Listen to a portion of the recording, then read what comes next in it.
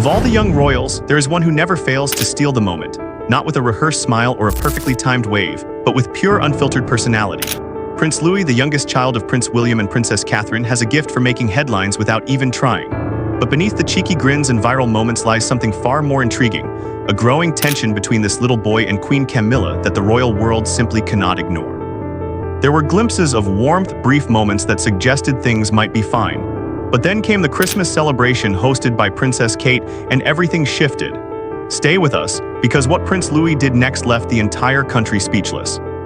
There is truly no better place to begin this story than with the boy himself. Prince Louis Arthur Charles came into the world on the morning of April 23, 2018, at St. Mary's Hospital in London, the same hospital where both his brother George and sister Charlotte had been born before him. His arrival was met with all the grandeur the nation had come to expect from a royal birth.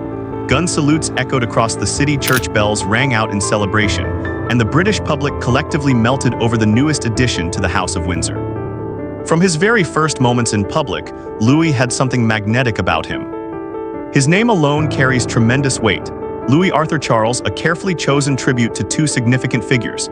The first is his grandfather, now King Charles III. The second is the late Lord Louis Mountbatten, Earl of Burma, a deeply respected figure in royal history whose close bond with the family left a lasting legacy. It is a name rich with meaning, history, and expectation.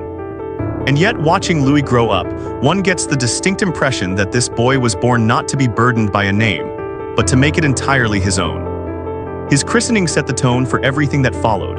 On July 9, 2018, Louis was baptized by the Archbishop of Canterbury in the Chapel Royal at St. James's Palace. The photographs from that day captured something genuinely precious. His elder siblings, George and Charlotte, standing close, their pride evident, already showing the quiet strength of a sibling bond that would only deepen with time. Growing up royal is, by any measure, an extraordinary experience. But Prince William and Princess Catherine have been deliberate in their efforts to give their three children something resembling a grounded, normal upbringing. Louis spent his earliest years moving between Kensington Palace and Anmer Hall, the family's beloved country retreat nestled in the Norfolk countryside. Whether it was gardening in the backyard, baking in the kitchen, or simply running around outdoors, the Wales family has always prioritized real, unhurried family time. And by all accounts, Louis thrives in those moments more than anyone. His personality announced itself loudly and early. But here is something most people overlook.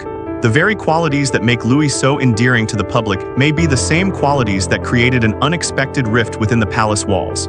Keep watching, because the full picture is far more surprising than anything you have seen in the headlines. At the Trooping the Colours ceremony in 2019, a wide-eyed Louis perched on the Buckingham Palace balcony and waved at the crowd with the kind of unbridled enthusiasm that no royal protocol could contain. He was barely a toddler, yet he commanded attention effortlessly. Then came the Queen's Platinum Jubilee celebrations, and Louis delivered what can only be described as a masterclass in stealing the spotlight. His animated expressions, his playful antics, and a series of now iconic moments that swept across the internet and reminded the world that this youngest royal was unlike anyone who had come before him. On the educational front, the Wales family has always taken learning seriously.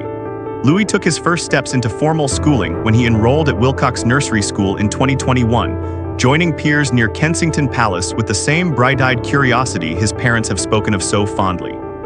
By 2022, the family made a significant move, relocating to Adelaide Cottage within Windsor Home Park, seeking greater privacy and more open space as their children continue to grow.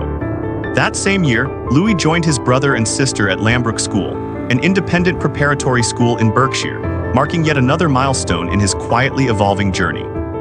Louis has also been present for some of the most defining moments in modern royal history.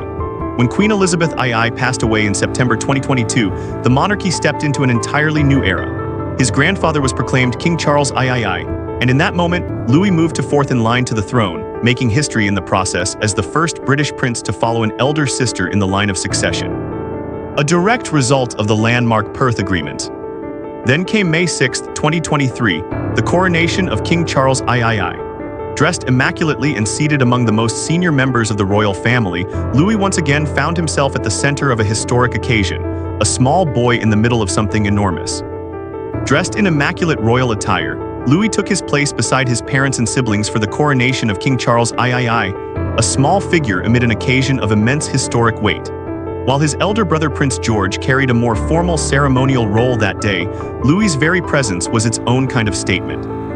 A reminder to everyone watching that the monarchy was not just being handed from one generation to the next. It was being carried forward by children, by family, by the future. The adorably unstoppable little brother. If there is one thing the world has learned about Prince Louis, it is this. No moment is too grand, too solemn, or too carefully planned for him to make entirely his own. Whether he is pulling faces at a formal ceremony, attempting to blow out his sister's candle at a Christmas service, or simply refusing to stand still when the cameras are rolling, Louis has mastered the art of being completely, gloriously himself. But beneath the laughter and the cheeky grins lies something genuinely beautiful, the dynamic he shares with his older siblings, George and Charlotte. As the youngest of three, Louis occupies that particular and irreplaceable role of the baby of the family. It is a position that comes with certain privileges, endless affection, a generous amount of tolerance, and yes, the occasional label of annoying little brother. But judging by the way Louis wears that title, one would think it was a badge of honor. If Louis has a partner in the sibling world, it is undoubtedly Charlotte. At just 8 years old, Charlotte has quietly assumed the role of unofficial family supervisor, a pint-sized protector who keeps a watchful eye on her younger brother during public appearances, gently steering him back toward royal decorum whenever his natural instincts begin pulling him in the opposite direction. Her patience with him is remarkable. Her protectiveness is unmistakable. This was perhaps most evident during Princess Catherine's annual Christmas carol service at Westminster Abbey. Louis, making his debut at the event, strolled in with the confidence of someone who had done it 100 times before, completely unbothered by the grandeur surrounding him. Charlotte was right there beside him, a steady presence, his very own guardian angel in a Christmas coat. And when Louis inevitably attempted to blow out her candle on the way out, Charlotte did not scold him. She simply smiled with the particular brand of patience that only an older sister can summon. Their closeness is not something that developed overnight. It has been quietly building since the very beginning. A photograph from Charlotte's third birthday captures it perfectly, little Charlotte cradling baby Louis in her lap, pressing a soft kiss to his forehead. Even then, the bond was already there, tender and certain. Years on, that same warmth continues. Whether they are volunteering at community events or navigating the formality of royal engagements, Charlotte leads and Louis follows, happily, cheerfully, and usually with some mischief in mind. Then there is George. At 10 years old, Prince George is stepping ever more deliberately into the weight of his future. He carries himself with a composure that speaks to both his upbringing and his awareness of what lies ahead. And yet, something has shifted in his relationship with Louis in recent times. Where once George was the composed elder brother keeping a respectful distance from the chaos, the two boys have grown into something far more entertaining: partners. Insiders describe Louis as having graduated from annoying little brother to George's pint-sized partner in crime.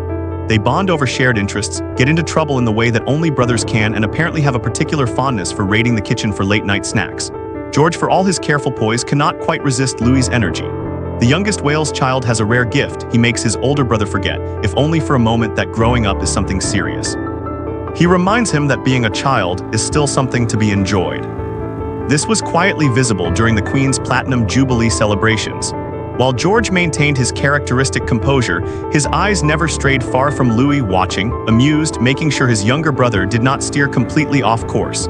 It was protective without being heavy, brotherly without being performative. A hug too.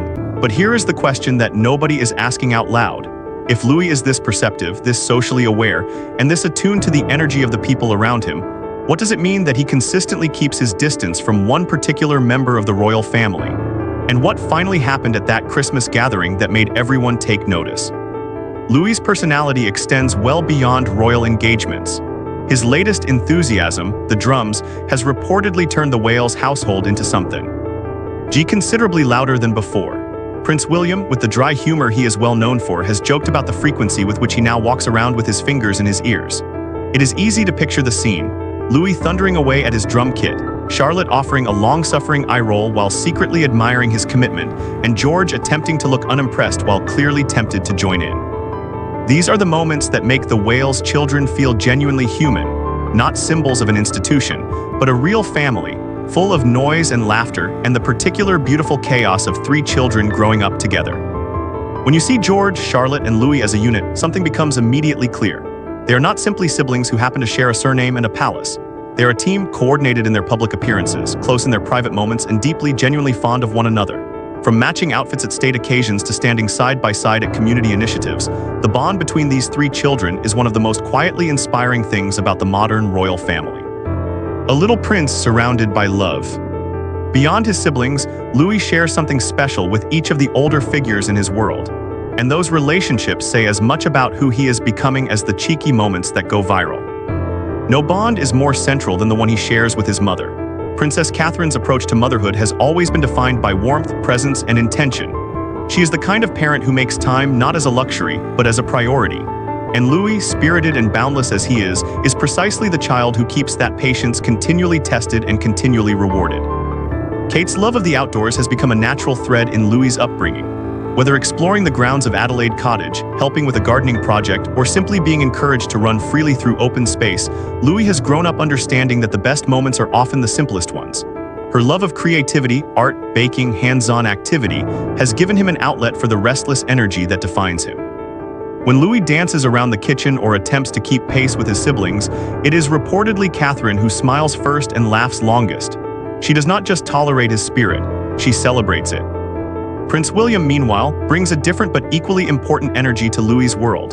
There is a playfulness between father and youngest son that insiders describe as genuinely joyful. William, who inherited Princess Diana's instinct for warmth and human connection, has worked hard to be a present and engaged father, not simply a royal figurehead who appears on special occasions. Behind the formality of public events, it is said that William is often the first to laugh at whatever Louis has done next. The values he passes on, kindness, responsibility, humility, are balanced by the very clear message that it is also entirely acceptable to be silly, to play, and to just be a child. For moments of true relaxation, Louis turns to his maternal grandparents, Carol and Michael Middleton. Their home in Berkshire offers something the palace, for all its grandeur, simply cannot ordinariness. Carol Middleton, known for her deep devotion to her grandchildren, has built the kind of relationship with Louis that goes far beyond the formal. She bakes with him, plays with him, gardens with him, and provides the particular comfort that only a grandmother who is fully present can offer. Michael Middleton brings a quieter, steadier energy, long walks, calm afternoons, unhurried time, giving Louis a sense of groundedness that will serve him well as he grows into an understanding of his royal identity. And then there is King Charles. Busy as his duties demand he be, Charles has always made space for his grandchildren. With Louis, there is a particular tenderness, a grandfather sharing his love of nature, his passion for the environment, his reverence for history. These are not lectures, they are conversations, stories, moments passed between generations. Charles, for all the complexity of his public role, is by all accounts a devoted grandfather. And Louis, in return, benefits from a connection to wisdom, warmth, and continuity. With so much love surrounding him on all sides, one absence becomes increasingly difficult to overlook. When you map out Louis's closest relationships, his parents, his siblings, the Middletons, King Charles, one name is conspicuously missing from the center of that picture: Queen Camilla. And the reasons why are far more layered than most people realize. Prince Louis and Camilla, the curious distance. Many observers attribute the visible space between Louis and Camilla to the well-documented tension between Camilla and Prince William. And that tension, it must be said, did not appear from nowhere. It has roots that stretch back decades. Back to a young boy watching his family fracture in the full, unforgiving glare of public life, with Camilla's name at the center of the story. That kind of pain does not simply dissolve with time, and William's carefully maintained public politeness toward his stepmother, many insiders suggest, is precisely that, carefully maintained. Beneath the cordial surface lies something far colder. When Charles and Camilla married in 2005, William's acceptance was at best reluctant. His loyalty to his mother's memory has never wavered, and that loyalty inevitably shapes how he navigates his relationship with the woman who, in his mind, played a defining role in Diana's heartbreak. The two have reached a kind of functional coexistence, but it is an arrangement built more on duty than on warmth. And when a father feels that way about someone, children tend to notice. But there is another possibility, one that is, in some ways, even more telling. Children are extraordinarily perceptive. Long before they can articulate what they are sensing, they feel it. They read rooms. They pick up on hesitation, on unease, on the subtle difference between genuine warmth and performed cordiality.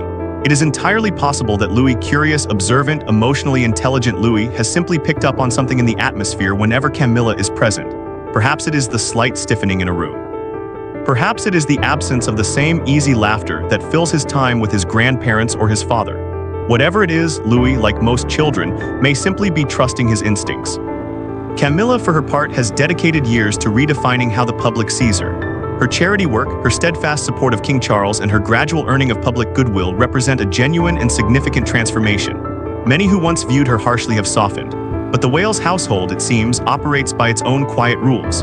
Public relations mean very little within private family walls. And the warmth that Camilla has built with the outside world has not necessarily translated into the same closeness with William's children, Louis in particular. William's protectiveness over his children is well established.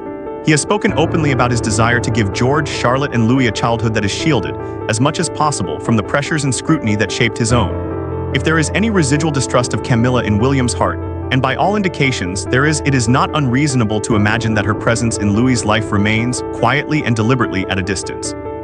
And yet, as is always the case with this family, the full picture is never quite so simple. The unexpected bond. Despite everything, the complicated history, the quiet tensions, the noticeable distance, there have been moments between Prince Louis and Queen Camilla that gave royal watchers genuine pause. Moments warm enough and spontaneous enough to make even the most skeptical observer wonder whether there is more to this relationship than the narrative suggests. It all begins, as so many royal stories do, at Christmas. Christmas at Sandringham, a moment that melted hearts. It was the kind of scene that royal photographers dream of capturing. The Sandringham Christmas Day walk to church, one of the most beloved and enduring traditions in the royal calendar, was unfolding as it always does, with the family making their way along the familiar path, wrapped in winter coats, exchanging warm smiles with the crowds gathered to catch a glimpse of them. But on this particular Christmas, something small and quietly remarkable happened that nobody was quite prepared for.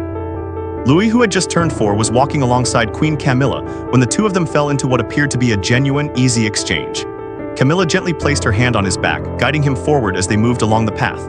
Louis, never one to resist an opportunity for connection, looked up at her with that signature grin of his, wide-eyed, curious, completely unguarded. For a brief but undeniable moment, step-grandmother and grandson looked entirely at ease with one another. The crowd noticed, the cameras captured it, and across the nation, people who had long followed the complicated undercurrents of royal family life found themselves unexpectedly moved by what they were seeing.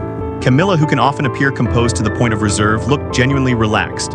Louis, who wears his feelings on his sleeve at all times, showed no hesitation whatsoever. It was a small moment, fleeting, unscripted, but it felt significant. A second moment followed, some time later, during Camilla's visit to the Isle of Man. While carrying out her royal duties, she encountered a mother with twin boys, both dressed in matching blue outfits. As she admired them, Camilla brought up Louis unprompted, describing him, with a warm and knowing smile, as quite a handful. The remark drew laughter from those nearby. It was candid, it was human, and it suggested a grandmother who was not only aware of her grandson's reputation but quietly amused by it. Both moments were noted, both moments were shared widely, and both moments prompted the same hopeful question from royal watchers.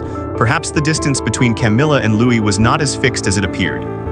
But pause for a moment before drawing any conclusions. Camilla is above all else an experienced and deeply practiced royal. She has spent years learning to read a room, to offer the right gesture at the right time, and to present warmth in public with polished ease. The possibility that these moments were as genuine as they appeared is real. But so is the possibility that they were, at least in part, deliberately crafted, a carefully placed hand, a well-timed comment designed to shape a narrative of closeness that the private reality does not quite reflect. In royal life, the performance and the truth are not always the same thing. And then came the evening that changed everything. The Christmas bombshell. What happened next is the kind of moment that no public relations strategy, no careful positioning, and no amount of royal polish could have anticipated. Because it came from a 6-year-old boy who had not yet learned that some thoughts are better kept private. Princess Catherine's together at Christmas carol service at Westminster Abbey had been, by every measure, a beautiful evening.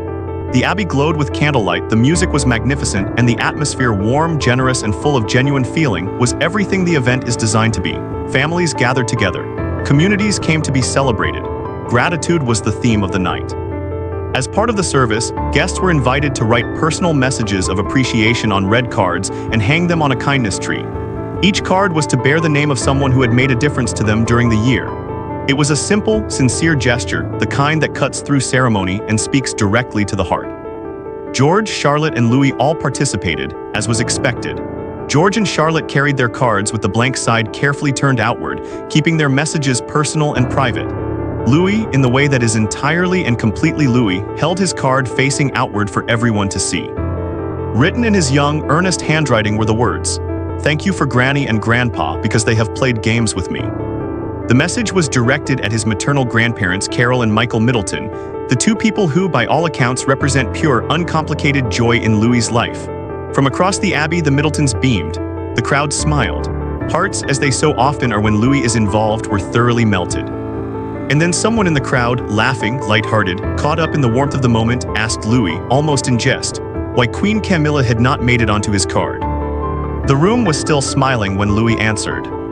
He looked up with the particular expression that only a young child can produce, completely serious, entirely unaware of the magnitude of what he was about to say, and said, with perfect clarity, "She's lying." The warmth in the room did not leave all at once. It drained quietly and quickly as those words settled over the crowd. Smiles faltered, eyes moved, somewhere nearby a breath was held. Kate's response was immediate and instinctive. She bent down, placed her hand gently on Louis's shoulder and spoke quietly to him, her expression the careful, steady mask of a mother managing an unexpected situation in public while keeping everything as calm as possible. William, standing close by, had gone very still. His expression, those who were watching closely would later describe it, was one of genuine shock, his eyes moving almost involuntarily toward Camilla, who stood just a short distance away.